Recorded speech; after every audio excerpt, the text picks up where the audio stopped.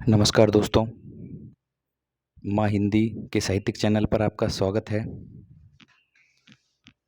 हम कक्षा 9 क्षितिज भाग 1 का अध्ययन कर रहे हैं। इसी कड़ी में आज हमारा अध्याय है जाबिर हुसैन,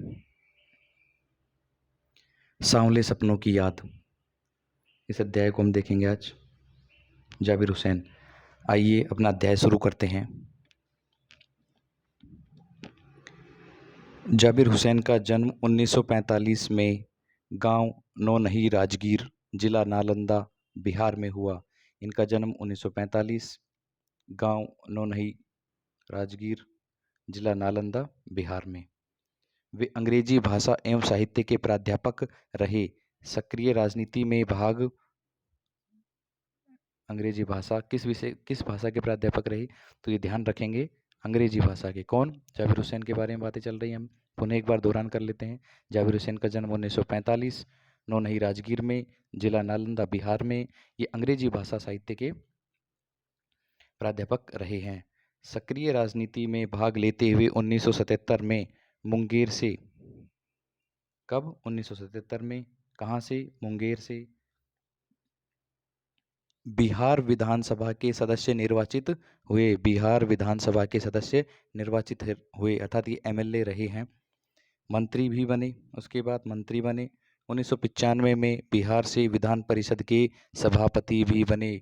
जहाँ द्विसदनात्मक व्यवस्था होती है विधानमंडल में, उसमें एक बिहार राज्य भी आता है, वहाँ विधानसभा के साथ विधान परिषद भी है, और उसके ये सभापति 1995 में रहे हैं। जाबिर हुसैन को देख करके हमसे सत्य असत्य पूछ लिया जा सकता है, तो हमें ये पता हो, जन्म 1945, मुंगेर विधानसभा में एमएलए 1977, मंत्री रहे, और 1995 में बिहार विधान परिषद के सभापति रहे हैं।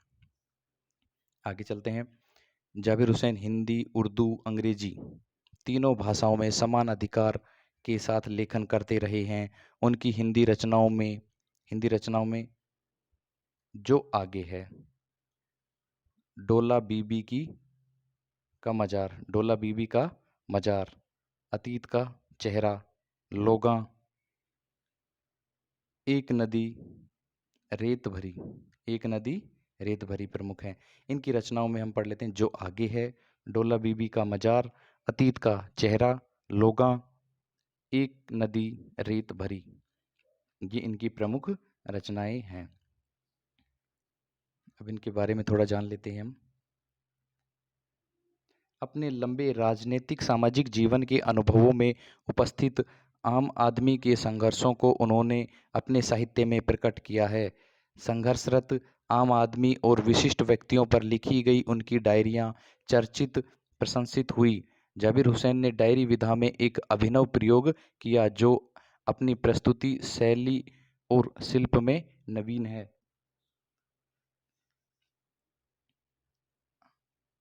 अध्याय के बारे में देखते हैं। प्रस्तुत पाठ जून 1987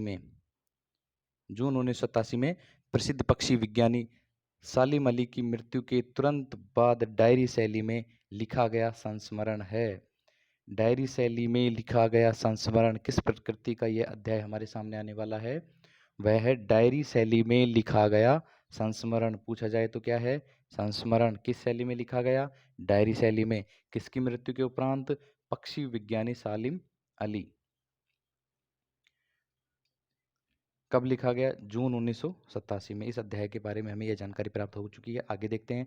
सालिम अली की मृत्यु से उत्पन्न दुख और अवसाद को लेखक ने सांवले सपनों की याद के रूप में व्यक्त किया है। सांवले सपनों की याद के रूप में व्यक्त किया है। जो उनकी सालिम अली की मृत्यु के बाद वो दुखी हो जाते हैं और अवसाद में आ जाते हैं, तब ये डायरी शैली में संस्मरण लिखते हुए उन्होंने इसको सांवले सपनों की याद के रूप में व्यक्त किया है। सालिम अली का स्मरण करते हुए लेखक ने उनका व्यक्ति चित्र प्रस्तुत किया है। यहाँ भाषा की रवानी और अभिव्यक्त की शैली दिल को छू जाती है। यानी यहाँ उनकी भाषा और अभिव्यक्ति को हम देखते हैं। चलिए आज चलते हैं मूल पाठ की ओर। सालिम अली के बारे में जानते हैं। हमारे अध्याय का जो आज कक्षा 9 हिंदी क्षितिज का अध्याय है, नंबर 4 का है, सांवले सपनों की याद।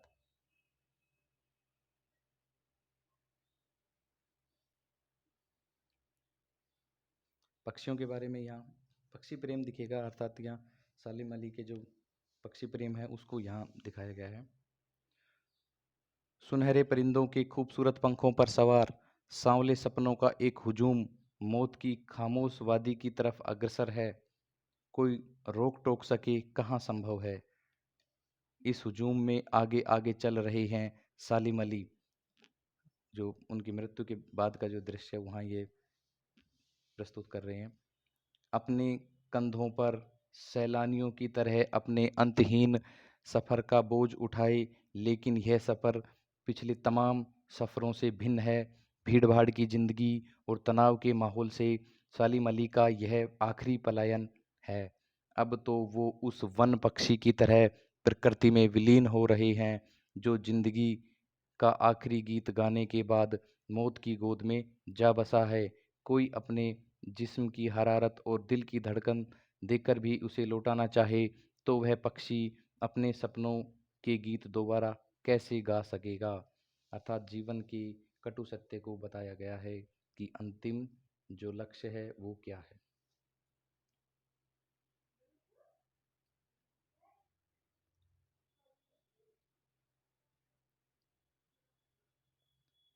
मुझे नहीं लगता कोई इस सोए हुए पक्षी को जगाना चाहेगा। वर्षों पूर्व खुद सालिम अली ने कहा था कि लोग पक्षियों को आदमी की नज़र से देखना चाहते हैं। यह उनकी भूल है। ठीक उसी तरह जैसे जंगलों और पहाड़ों, झरनों और आबशारों को वो प्रकृति की नज़र से नहीं, आदमी की नज़र से देखने को उत्सुक रहते हैं। भला कोई आदमी अपने कानों से पक्षियों की आवाज़ का मधुर संगीत सुनकर अपने भीतर रोमांच का सोता फूटता महसूस कर सकता है।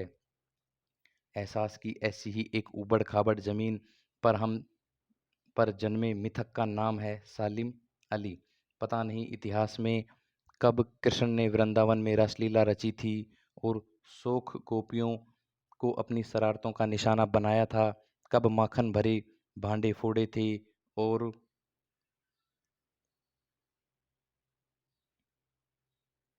दूध छाली से अपने मुंह भरे थे। कब वाटिका में छोटे छोटे किंतु घने पेड़ों की छां में विश्राम किया था। कब दिल की धड़कनों को एकदम से तेज करने वाले अंदाज में बंसी बजाई थी और पता नहीं कब वृंदावन की पूरी दुनिया संगीतमय हो गई थी।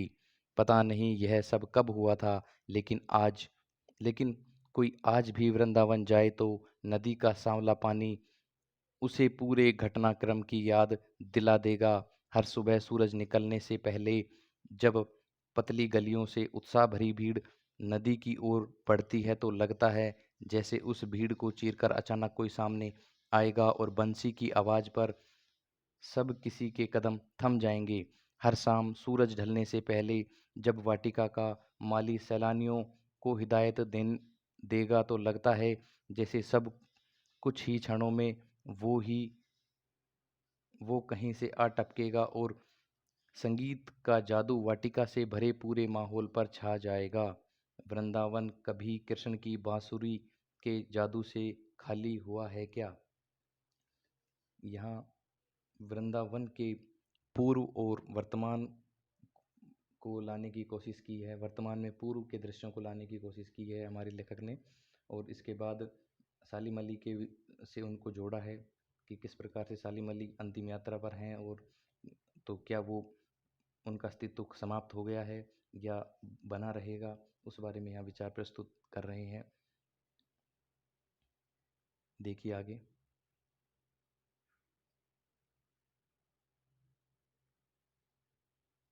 मिथकों की दुनिया में इस सवाल का जवाब तलाश करने से पहले एक नज़र कमज़ोर काया वाले उस व्यक्ति पर डाली जाए जिसे हम सालिम अली के नाम से जानते हैं।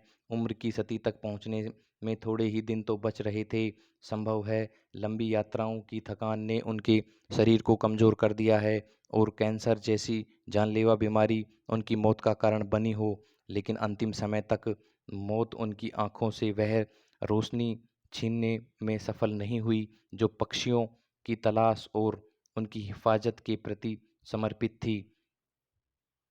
सालिम अली की आंखों पर चढ़ी दूरबीन उनकी मौत के बाद ही तो उतरी थी।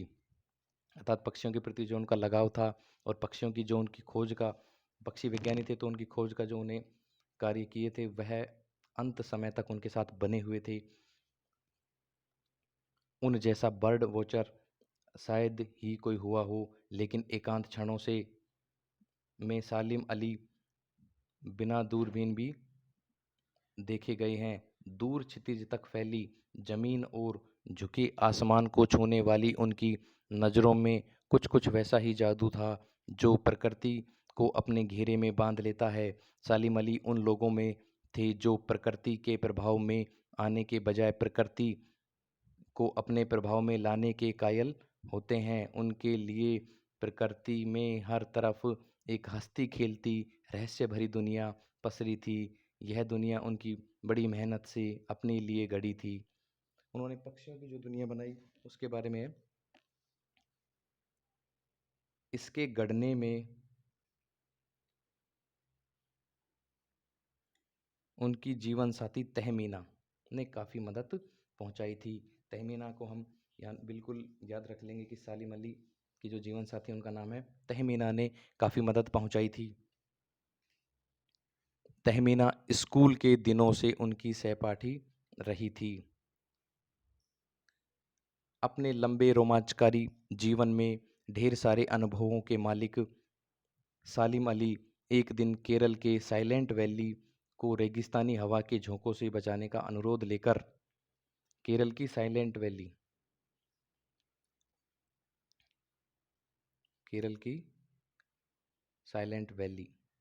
को रेगिस्तानी हवा के झोंकों से बचाने का अनुरोध लेकर किसके पास जाते हैं? चौधरी चरण सिंह के पास। चौधरी सर चरण सिंह जी हमारे प्रधानमंत्री रहे हैं। तो केरल में जो साइलेंट वैली है उसमें रेगिस्तानी हवाएं जब पहुंचती हैं तो वहाँ पक्षी और वातावरण और सभी को नुकसान देने वाली जो हवाएं हैं उनसे बचाने के लिए चौधरी चरण सिंह से मिलते हैं। वे प्रधानमंत्री थे। चौधरी साहब गांव की मिट्टी पर पड़ने वाली पानी की पहली बूंद का असर जानने वाले नेता थे। यानी यहाँ चौधरी चरण सिंह जी जमीन से जुड़े हुए नेता थे, किसान रहे हैं। तो उनसे जब उन्होंने यह रिक्वेस्ट की तो देखिए, पर्यावरण के संभावित खतरों का जो चित्र सालिम अली ने उनके सामने रखा उसने उनकी आंखें नम कर दी। जब पक्षी वैज्ञानी हमारे प्रधानमंत्री जी से मिलते हैं तो उनकी बातें सुनकर हमारे प्रधानमंत्री जी की भी आंखें नम हो जाती हैं।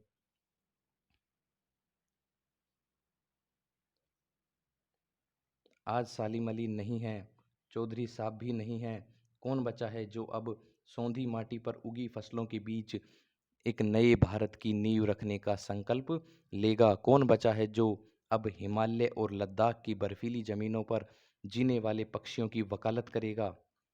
सालिम अली ने अपनी आत्मकथा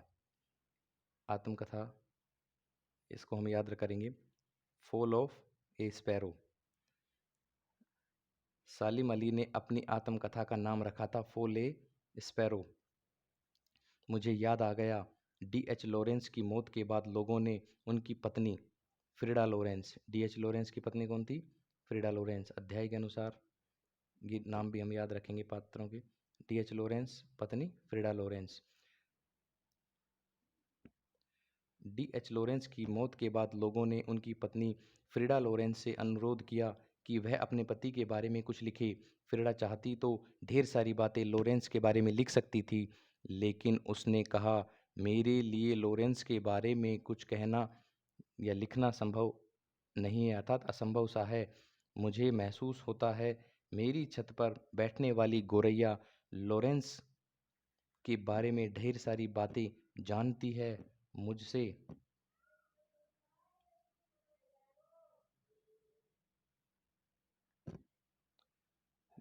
भी ज़्यादा जानती है। फ्रीडा लॉरेंस ने बताया कि मैं अपने पति के बारे में ज़्यादा क्या बताऊं, यहाँ जो गोरैया छत पर बैठी है वह अधिक जानती है मुझसे उनको। वो सचमुच इतना खुला खुला और सादा सीधा आदमी था। मुमकिन है लॉरेंस मेरी रगों में, मेरी हड्डियों में समाया हो, लेकिन मेरे लिए कितना कठिन है उनके बारे में अपने अनुभवों को शब्दों का जामा पहनाना।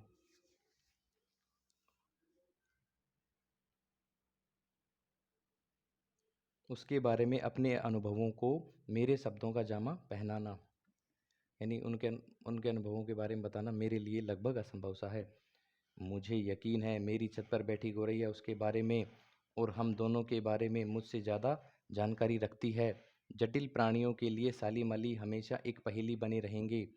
बचपन के दिनों में उनकी एयरगन से घायल होकर गिरने वाली नीले कंठ की वह गौरैया सारी जिंदगी उन्हें खोज के नए नए रास्तों की तरफ ले जाती रही। जिंदगी की ऊंचाइयों में उनका विश्वास एक क्षण के लिए भी डिगा नहीं। वो लॉरेंस की तरह नैसर्गिक जिंदगी का प्रतिरूप बन गए, नैसर्गिक जिंदगी, स्वाभाविक जिंदगी का प्रतिरूप बन गए।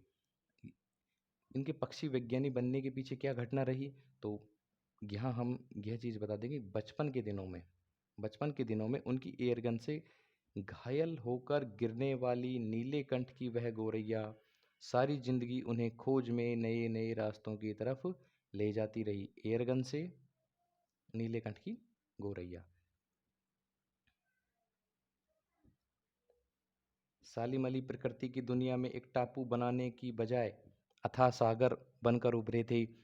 जो लोग उनके भ्रमणशील स्वभाव और उनकी यायावरी से परिचित हैं, उन्हें महसूस होता है कि वो आज भी पक्षियों के सुराग में ही निकले हैं, और सुराग मतलब खोज में। बस अभी गले में लंबी दूरबीन लटकाए अपने खोजपूर्ण नतीजों के साथ लौट आएंगे। जब तक वो नहीं लौटेंगे, क्या उन्हें गया हुआ मान लिया जाए? मेरी आंखें नम हैं, सालिम अली तुम लौटोगे ना। अर्थात आज भी हमें सालिम अली की जैसे महान लोगों की आवश्यकता है। सालिम अली जिस प्रकार से विभिन्न प्रकार के पक्षियों से लगाव रखते थे, उनकी खोज में जुटे रहे और विभिन्न पर्यावरणिक कार्यों में योगदान देते रहे, आज भी हमें ऐसे लोगों की आवश्यकता है। यहाँ लेखक यह अंत में कह भी रहे हैं, मेरी आंखें नम हैं, सालिम अली तुम लौटोगे ना। अर्थात सालिम अली किस रूप में, किस भेष में आ जाएं, यह लेखक को इंतजार है। तो इस अध्याय से हम यह भी सीख सकते हैं कि हम प्रकृति में क्या योगदान दे सकते हैं। हर अध्याय हमें सिखाता है। इस अध्याय के द्वारा हम अपने जीवन में क्या परिवर्तन ला पाते हैं, यह हम ज़रूर सोचें, विचार करें। अभी गर्मियों का समय है, तो काफ़ी लोग ऐसे हैं जो पक्षियों के लिए विशेष दाना पानी की व्यवस्था भी करते हैं। तो क्यों न हम उसमें योगदान दें, क्यों न हम उसमें थोड़ा सा योगदान दे करके इस पर्यावरणिक विरासत को बनाए रखें। छोटे छोटे विलुप्त प्राय हो रहे पक्षियों को ही हम बचा लें, तो ये हमारे लिए बड़ी उपलब्धि है। इस अध्याय से संबंधित वस्तुनिष्ठ प्रश्न हम जब अंतिम अध्याय इस क्षितिज का होगा, गद्य का, उस समय वीडियो बनाएंगे और उसमें हम ये अभ्यास करेंगे कि हमने इन क्षितिज भाग 1 से गद्य भाग से क्या क्या सीखा, उसका हम एक अवलोकन एक बार कर लेंगे। तो अभी के लिए इजाज़त दीजिए। धन्यवाद साथियों। इस वीडियो को अच्छी तरह से आप सुने, देखें और समझें, क्योंकि अधिक से ज़्यादा बार कोई चीज़ें हम पढ़ते हैं, एक बार में कोई चीज़ें समझ नहीं आती, तो 2 से 3 बार पढ़ने पर वह चीज़ें क्लियर हो जाती हैं, और जब क्लियर हो जाती हैं तो हम उसको अच्छी तरह समझ पाएंगे और इनके प्रश्न उत्तर भी कर पाएंगे। इस वीडियो को ज़्यादा से ज़्यादा शेयर करिए, सभी छात्रों तक यह पहुँचे, और क्योंकि ज्ञान बांटने से ही बढ़ता है, आपको मालूम है। तो जितना ज्ञान हम एक दूसरे से शेयर करेंगे उतना अच्छा होगा, और आपके विचार भी कमेंट बॉक्स में आमंत्रित हैं कि हमारे अध्याय आपको कैसे लगते हैं। धन्यवाद मित्रों, नमस्कार।